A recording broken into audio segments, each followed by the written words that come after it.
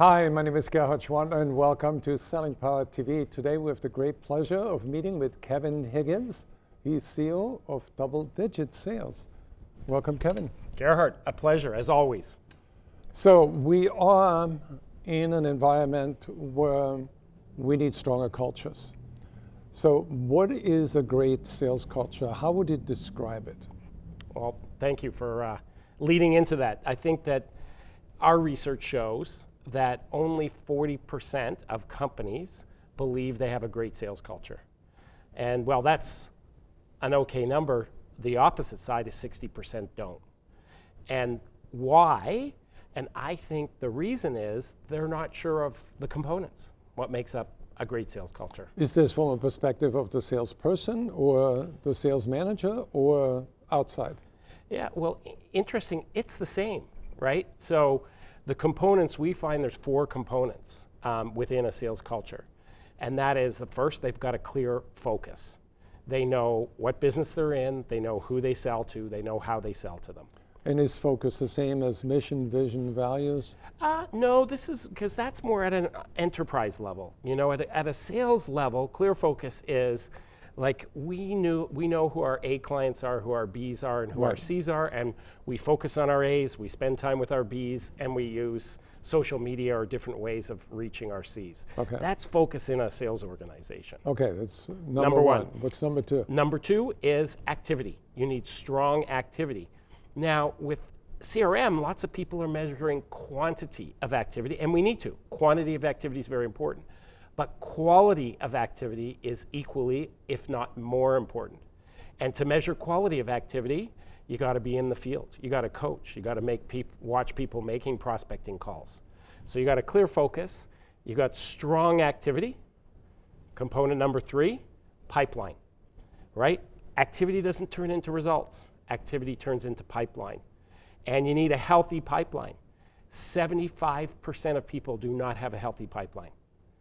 And how do you measure the health of a pipeline? Based on velocity, or how many clients or prospects get stuck in the pipeline? How do you measure? Yeah, pipeline, very interesting. So years ago, we came up with 4 types of pipeline.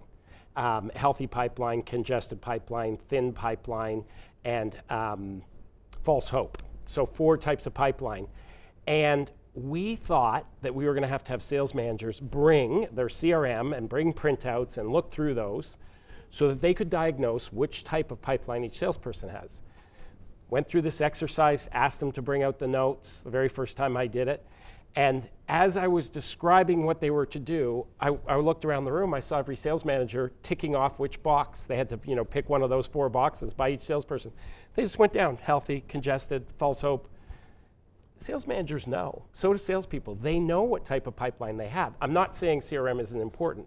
It is, and you need to study that. But every salesperson knows what type of pipeline they have, and every sales manager knows what type of pipeline their salespeople have. So diagnosing it is not that difficult. Knowing what to do once you've diagnosed it, that's obviously a bigger deal. It's number 4. Number 4 is results, right? So focus, activity, pipeline, results. And if you want to put it in terms of a great sales culture, you've got to have clear focus. You have to have strong activity that leads to a healthy pipeline, and a healthy pipeline leads to over-planned results. What happened to a sense of purpose, or what happened to a sense of urgency in the culture? Is that a subdivision of those 4? Yeah, so those components are kind of the what we have to have. Right. But that's not the how. So the how that wraps around those also has 4 things in our view. Now, there's more, but there's 4 critical. 1 is management disciplines. So you need sales managers who are the owners of sales culture. Take coaching, providing feedback, managing, having great team meetings, one-on-ones. Management disciplines are critical for a sales culture. People development. So Salesforce has got to evolve, they've got to learn. You've got to have people development wrapped around those management disciplines. The third thing is reward and recognition. So this is where you get into some of the head and the heart, and salespeople like to be recognized, rewarded. They like a system for that. They like a fair system around that. And of course, you need CRM, you need systems, Right. you need technology. Right. So what we want, and in my new book on sales culture, it's going to be called the Sales Culture Playbook, it'll talk about clear focus, strong activity, healthy pipeline, over-plan results.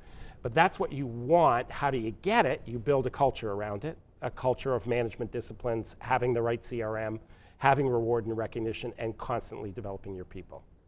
So how do you know that you've arrived? With a great sales culture? Right.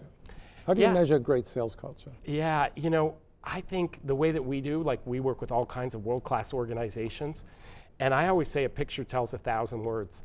I walk into a bank branch, or I walk into an insurance agency, or I walk into a high-tech company and walk into their sales office, and you can see it. A strong sales culture is there's energy in the room. There's purpose in the room, as you said. There's connection. There is people clear on where they're going. And so I think you can sense a great sales culture. And it's very interesting because banking, financial services, they're really trying to create sales cultures.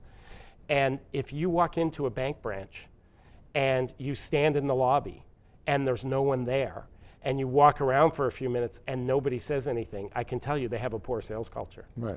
Contrast that in a lot of branches these days, you'll walk in and you'll be greeted. There'll be a greeter there and they'll start talking to you. And then they'll say, hey, let me introduce you to one of my colleagues based on what you say to them. And you'll say, wow, this is a great sales culture. Right. And that in organizations can be built, needs to be built. Right. And unfortunately, what our research says, Right. 60% of organizations actually don't Right. have that. So do you, in your training, do you actually invite customers in to give salespeople feedback? Yeah, I love doing, when we have conferences, and interesting, one of the pioneers in this was pharmaceutical companies. They used to, when they wanted to train their sales reps, they would hire doctors, and the doctors would come in and they'd actually role play and practice with those doctors. And that was phenomenal learning because, real people. Right. And if you can't have the doctor, have somebody who can simulate what that doctor's like the manager. But we've got to get better at that experience. So how does Double Digit help sales leaders achieve that lofty goal of having a vibrant, healthy, and successful sales culture? Well, we love to work with sales leaders and sales managers, and we work across the organization. But our belief is if you are not having sales leaders and sales managers who have the disciplines around how to support, grow, and develop their people, you will not have a world-class sales culture. When does your book come out? Well, I'm hoping for next year. All right. So 2020, it will be released, and I'm excited. In the meantime, people can go to your website?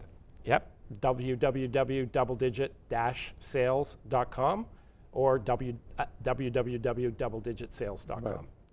And how many Raptors players work in your company? We'd like to have lots of Raptors players. We're world champions at this moment in time. Congratulations. Thank you, Gerhard. Thank you.